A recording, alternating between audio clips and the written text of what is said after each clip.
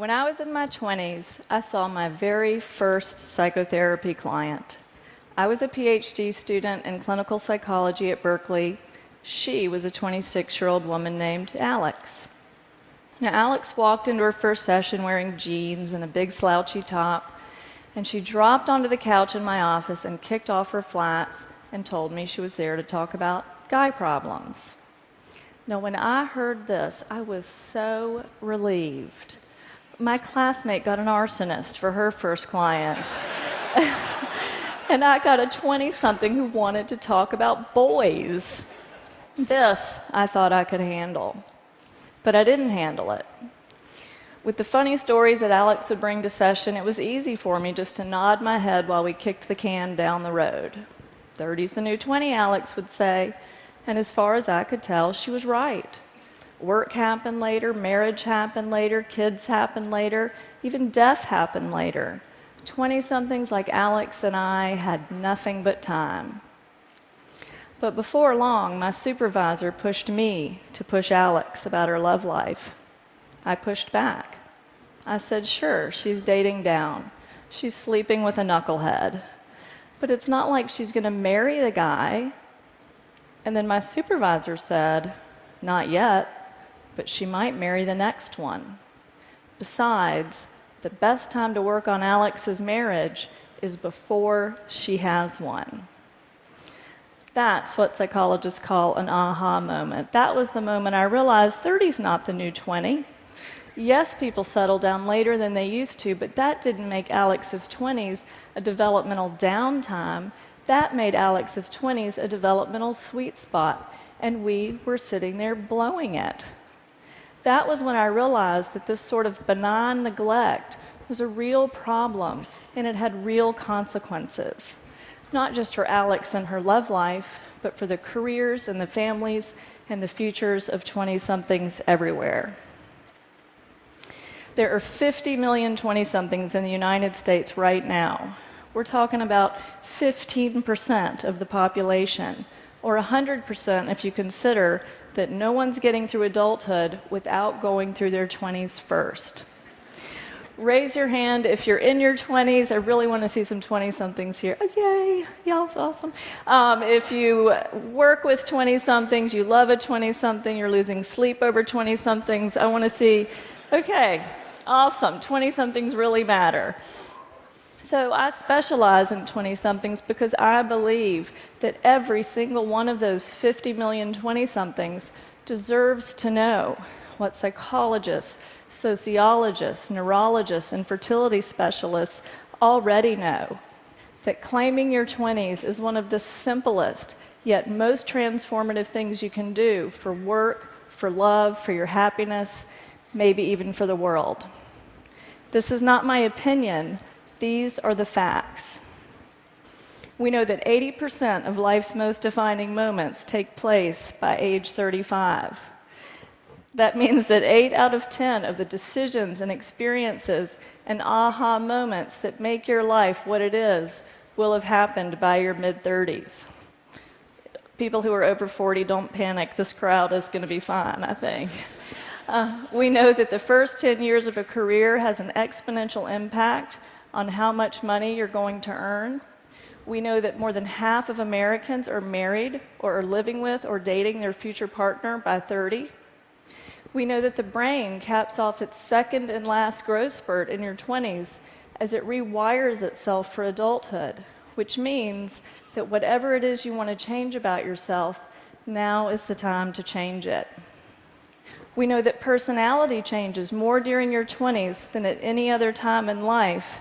And we know that female fertility peaks at age 28, and things get tricky after age 35.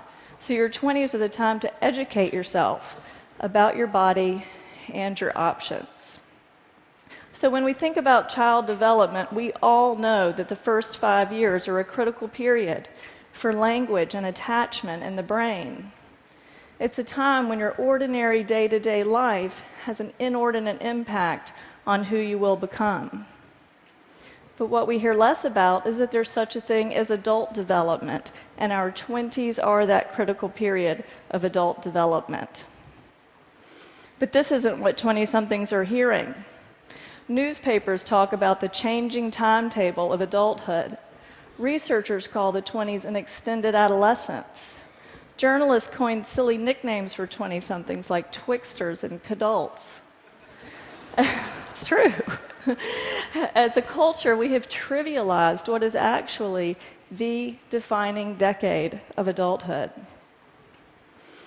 Leonard Bernstein said that to achieve great things, you need a plan and not quite enough time.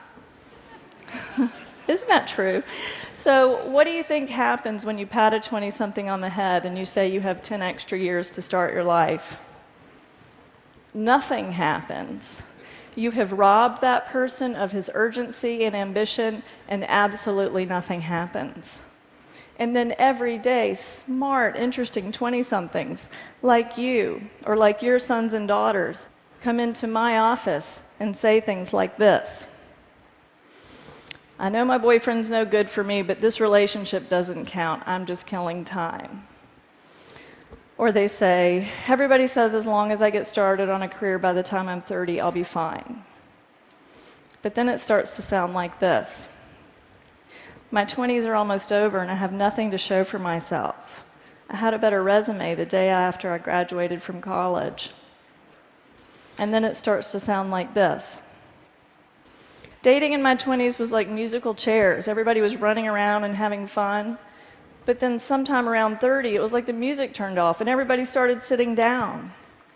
I didn't want to be the only one left standing up, so sometimes I think I married my husband because he was the closest chair to me at 30.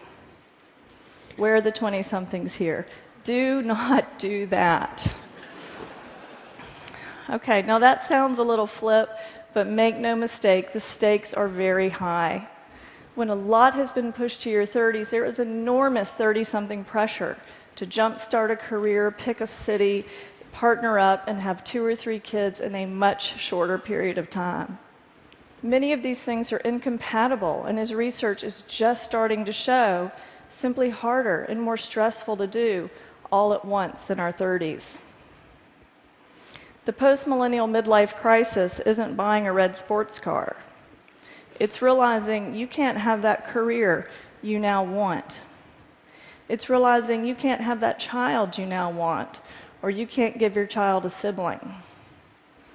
Too many 30-somethings and 40-somethings look at themselves and at me sitting across the room and say about their 20s, what was I doing? What was I thinking? I want to change what 20-somethings are doing and thinking. Here's a story about how that can go. It's a story about a woman named Emma. At 25, Emma came to my office because she was, in her words, having an identity crisis. She said she thought she might like to work in art or entertainment, but she hadn't decided yet, so she'd spent the last few years waiting tables instead. Because it was cheaper, she lived with a boyfriend who displayed his temper more than his ambition. And as hard as her 20s were, her early life had been even harder.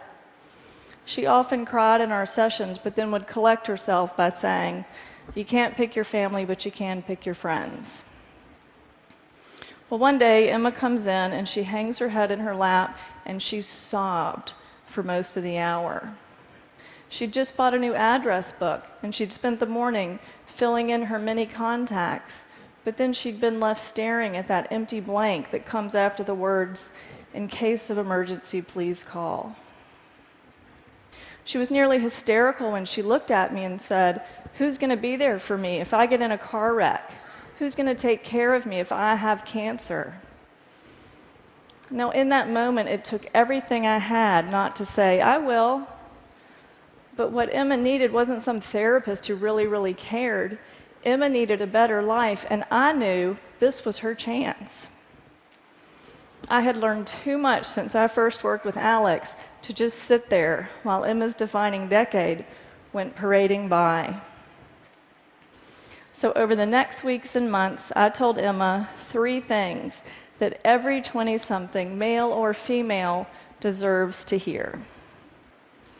First, I told Emma to forget about having an identity crisis and get some identity capital. By get identity capital, I mean do something that adds value to who you are. Do something that's an investment in who you might want to be next. I didn't know the future of Emma's career, and no one knows the future of work, but I do know this: identity capital begets identity capital. So now is the time for that cross-country job, that internship, that startup you want to try. I'm not discounting 20-something exploration here, but I am discounting exploration that's not supposed to count. Which, by the way, is not exploration, that's procrastination. I told Emma to explore work and make it count. Second, I told Emma that the urban tribe is overrated. Best friends are great for giving rides to the airport, but 20-somethings who huddle together with like-minded peers limit who they know, what they know, how they think, how they speak, and where they work. That new piece of capital, that new person to date, almost always comes from outside the inner circle. New things come from what are called our weak ties, our friends of friends of friends. So yes, half of 20-somethings are underemployed. But half aren't, and weak ties are how you get yourself into that group. Half of new jobs are never posted, so reaching out to your neighbor's boss is how you get that unposted job. It's not cheating, it's the science of how information spreads. Last but not least, Emma believed that you can't pick your family, but you can pick your friends. Now, this was true for her growing up, but as a 20-something, soon Emma would pick her family when she partnered with someone and created a family of her own. I told Emma the time to start picking your family is now. Now, you may be thinking that 30 is actually a better time to settle down than 20 or even 25, and I agree with you. But grabbing whoever you're living with or sleeping with when everyone on Facebook starts walking down the aisle is not progress. The best time to work on your marriage is before you have one, and that means being as intentional with love as you are with work. Picking your family is about consciously choosing who and what you want, rather than just making it work or killing time with whoever happens to be choosing you. So what happened to Emma? Well, we went through that address book, and she found an old roommate's cousin who worked at an art museum in another state. That weak tie helped her get a job there. That job offer gave her the reason to leave that live-in boyfriend. Now, 5 years later, she's a special events planner for museums. She's married to a man she mindfully chose. She loves her new career. She loves her new family. And she sent me a card that said, "Now the emergency contact blanks don't seem big enough." Now, Emma's story made that sound easy, but that's what I love about working with 20-somethings. They are so easy to help. 20-somethings are like airplanes just leaving LAX, bound for somewhere west. Right after takeoff, a slight change in course is the difference between landing in Alaska or Fiji. Likewise, at 21 or 25 or even 29, one good conversation, one good break, one good TED Talk can have an enormous effect across years and even generations to come.